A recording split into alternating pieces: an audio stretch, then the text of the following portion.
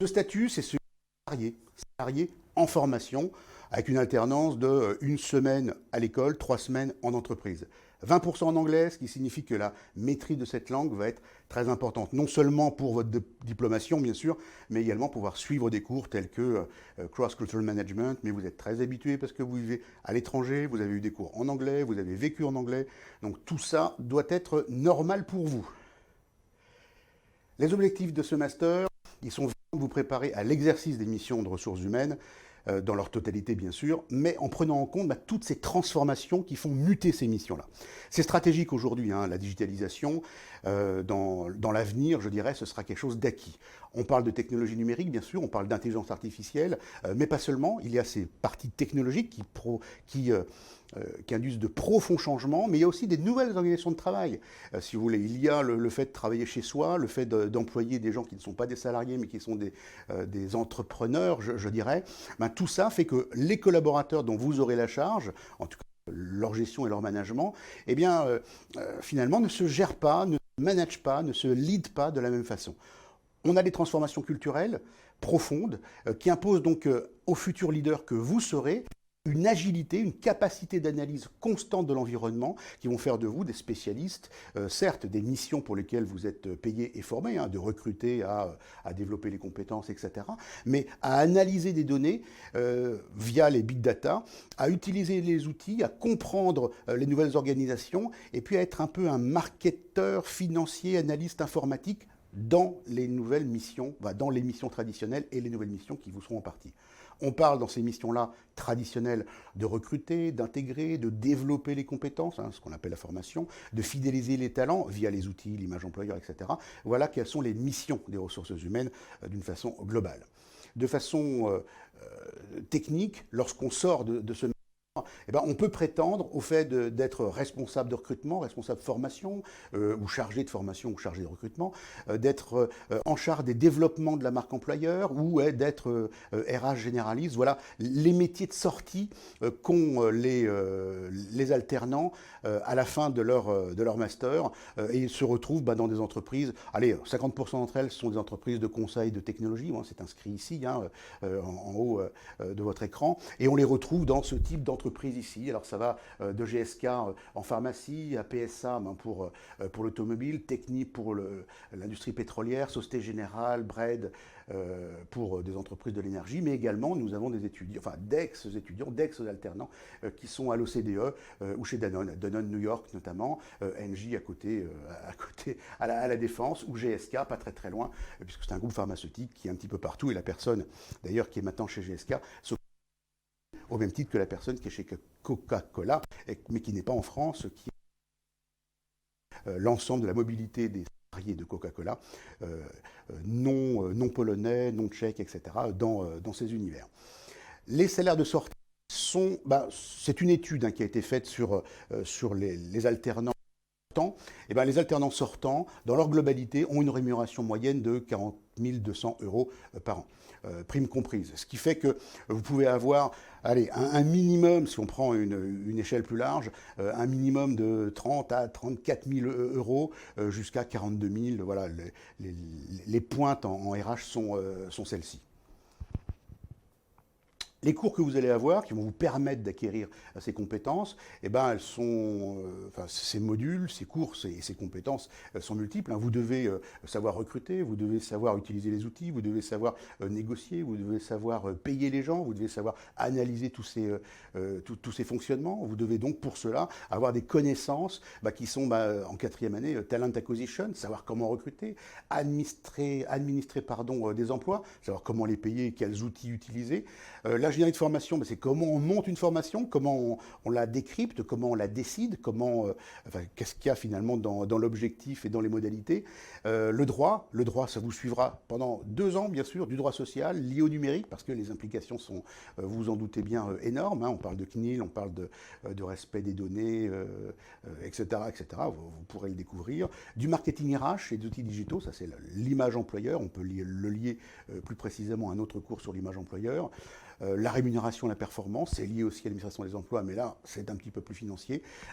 La gestion au travers d'un système d'information RH qu'on appelle le SIRH. Il y en a des centaines, voire des milliers, donc vous apprendrez à créer, je dirais, non pas un SIRH, parce que vous n'êtes pas informaticien, mais à monter des cahiers des charges pour pouvoir faire en sorte d'avoir des réponses venant des techniques, enfin des spécialistes techniques. Bah, savoir négocier, bien sûr, et assurer des bonnes relations sociales avec les partenaires sociaux, comme on dit, mais en gros aussi les parties prenantes de façon plus globale. Il n'y a pas que des organisations syndicales. Nous parlerons de santé au travail et d'environnement, hein, toutes les problématiques de RSE qui peuvent y être liées. Et puis on parlera d'international avec International HR and Mobility. Et puis bien sûr de cette gestion du data, Data Business Intelligence, le big data. Bah, influer énormément votre fonction, vos missions.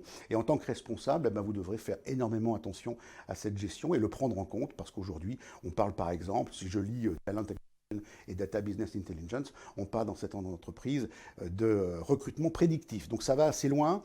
Bien sûr, il y aura quand même l'homme qui sera décisionnaire et vous devrez assurer cette valeur-là.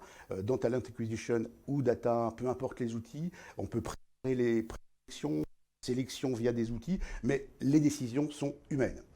En cinquième année, ben, on va un petit peu plus loin dans ce que vous aurez appris en quatrième année, c'est naturel. Du management, du développement des talents, ce qu'on appelait auparavant la GPEC en France, mais il n'y a pas qu'en France, il n'y avait qu'en France qu'on l'appelait comme ça, mais le développement des talents, il est très international. Et puis le talent en France n'est pas le même que celui au Canada ou en Norvège, par exemple. On a une définition du talent qui est légèrement différente. Compensation and benefits, tous ceux qui aiment la finance bah, seront en adoration devant ce cours parce que vous irez bien plus loin. Ce sera lié bien sûr au contrôle de gestion sociale et au budget finance et fiscalité sociale. Il en faut. Vous allez être des futurs responsables des ressources humaines, voire directeurs, directrices des ressources humaines. Il est donc capital que vous ayez ces fonctions, je dirais, ces savoirs, en plus, je dirais, des pures techniques RH à avoir. De l'innovation sociale, bien sûr, de la gestion de la diversité, de la crise, de l'agilité et du changement, de l'interculturel, du comportement avec organizational behavior, et puis bien sûr bah, de l'exercice de son leadership à distance et non à distance. Qu'est-ce que ça implique? Comment on le fait? Voilà ce que vous allez voir finalement en cinquième année. Donc on a des choses qui se complètent entre la quatrième année ou la cinquième année, hop, je me retire pour que vous puissiez voir dans son ensemble. Vous allez avoir bien naturellement des soft skills, des choses en commun avec les autres masters, de l'anglais bien naturellement pour vous préparer au mieux à l'obtention de votre TOEIC, en tout cas du niveau requis pour pouvoir être diplômé, des business cases avec les autres ou seuls, enfin quand je dis les autres alternants, les autres masters ou seuls, juste les digital RH, des masterclass thématiques, en fait des conférences ou des workshops avec des partenaires. Alors TF1 par exemple sur les problématiques d'intégration des femmes et des handicapés, enfin c'est bien séparé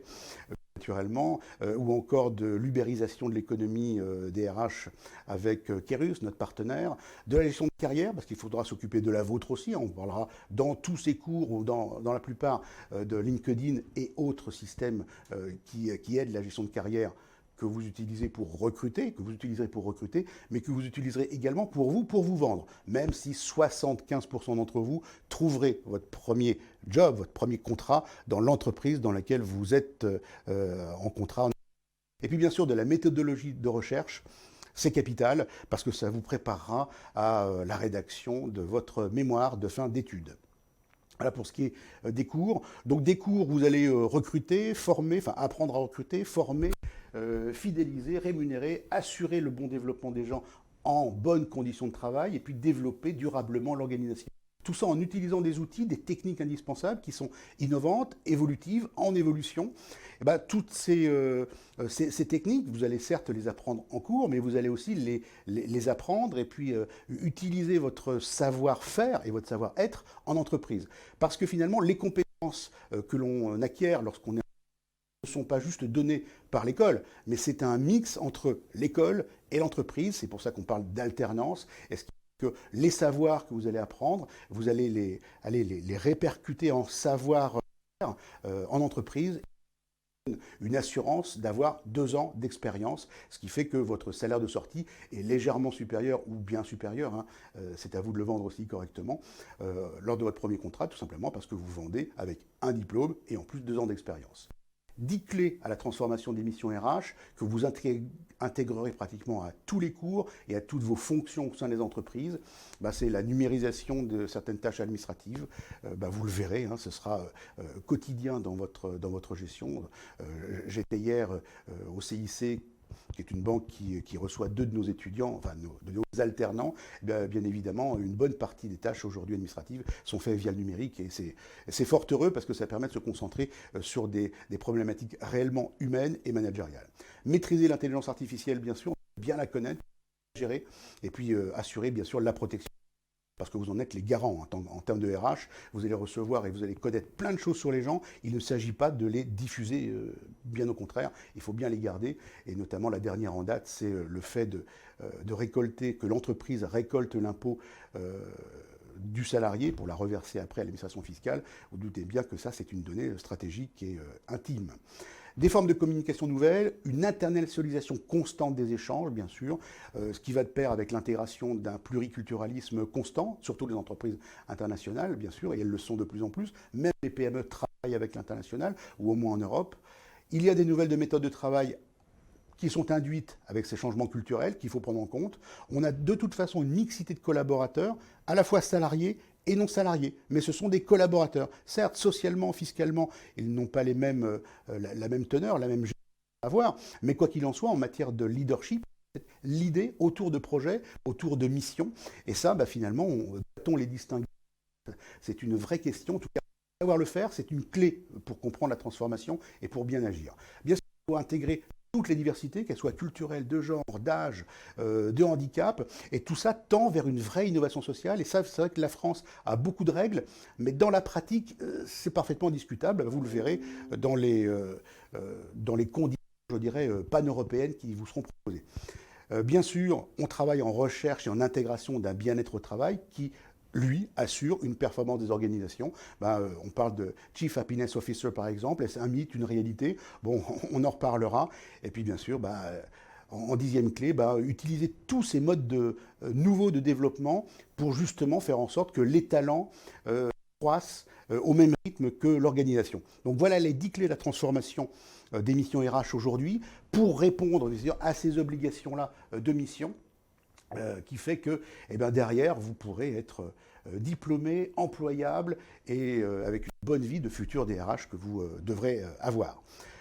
Pour en savoir plus, ici, je vous propose deux petites vidéos sur l'impact de l'intelligence artificielle ou le onboarding sur l'intégration des salariés. Ce sont des vidéos Xerfi Canal. Elles font 5-10 minutes maximum. Vous avez 4 minutes 52, 5 minutes 12. Pour vous donner, la teneur des transformations. N'hésitez pas à aller voir les futurs salaires que vous pourriez avoir avec cette étude de l'APEC. Ils la font tous les ans ou tous les 2 ans. Là, ça fait 1 an et demi, donc on va bientôt en sortir une autre. Vous verrez un petit peu les évolutions qui vont aller suivant les métiers, suivant les missions, suivant les régions, enfin les métiers, suivant les missions bien sûr, des ressources humaines, de 32, 33 000 euros à 115, 150 000 euros suivant la taille des groupes et les responsabilités qu'on peut avoir. Et je vous invite à aller sur des sites qui sont pour moi incontournables. Focus RH en numéro 1, c'est vraiment un gros site d'information pour les ressources humaines, une actualité quotidienne qui n'est pas que légale, dans le sens de loi et de droit, mais qui vous permet de balayer l'ensemble des missions, intégrant bien sûr les transformations dont on a parlé. HR Voice, qui est un petit dernier site très intéressant, fait d'une multitude de petites vidéos comme ça en podcast pour expliquer rapidement des enjeux de transformation ou des missions ou des nouveautés ou des outils même quelquefois. Et puis Parlons RH, qui est un blog de professionnels qui édite régulièrement des livres blancs type Les tendances RH, les 8 bouleversements à venir en 2020, etc. En tout cas, voilà une typologie d'information qui vous permettra d'aller plus loin. Voilà, je vous remercie, je vous souhaite une très bonne fin de journée en vous disant à bientôt et bonjour chez vous. Au revoir, vous pouvez me joindre naturellement par mail et je vous répondrai. Au revoir à tous et à toutes.